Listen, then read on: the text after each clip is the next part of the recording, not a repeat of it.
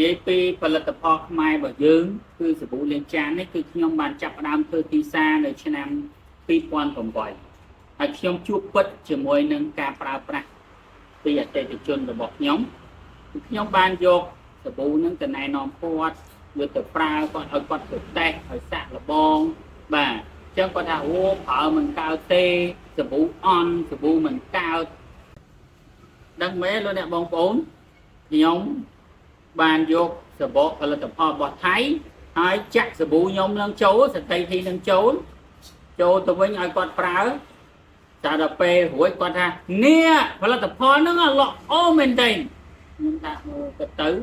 ការគ្រប់គ្រងផលិតផលរបស់គេរហូតដល់អីក៏ដោយទោះបីមិនល្អក៏ជឿថាល្អដែរអញ្ចឹងផលិតផលខ្មែររបស់យើងខំប្រឹងប្រម៉ូទខំប្រឹងផ្សាយធ្វើគុណភាពល្អជាងគេយ៉ាងណាក៏ដោយគេនៅតែមិនឲ្យតម្លៃតែឥឡូវនេះអរគុណពុកម៉ែបងប្អូនបាទឲ្យតម្លៃផលិតផលខ្មែរស្រស់ស្រាក់ស្រស់ស្រាំខ្ញុំឃើញហើយមួយថ្ងៃគឺខ្ញុំទទួលការ order ច្រើនណាស់បាទហើយគាត់ថាផលិតផលខ្មែរយើងមិនចាញ់ផលិតផលនាំចូលទេហើយអ្វីដែលពិសេសយើងគ្រប់គ្រងផលិតផលខ្មែរដូចគ្នាអញ្ចឹងធ្វើឲ្យសេដ្ឋកិច្ចរបស់យើងរឹងមាំធ្វើឲ្យប្រទេសជាតិរបស់យើងហ្នឹងកាន់តែរីកចម្រើនអញ្ចឹងខ្ញុំទាំងអស់គ្នាដែលជាអ្នកផលិតហ្នឹងមានការងារធ្វើដែរអរគុណច្រើន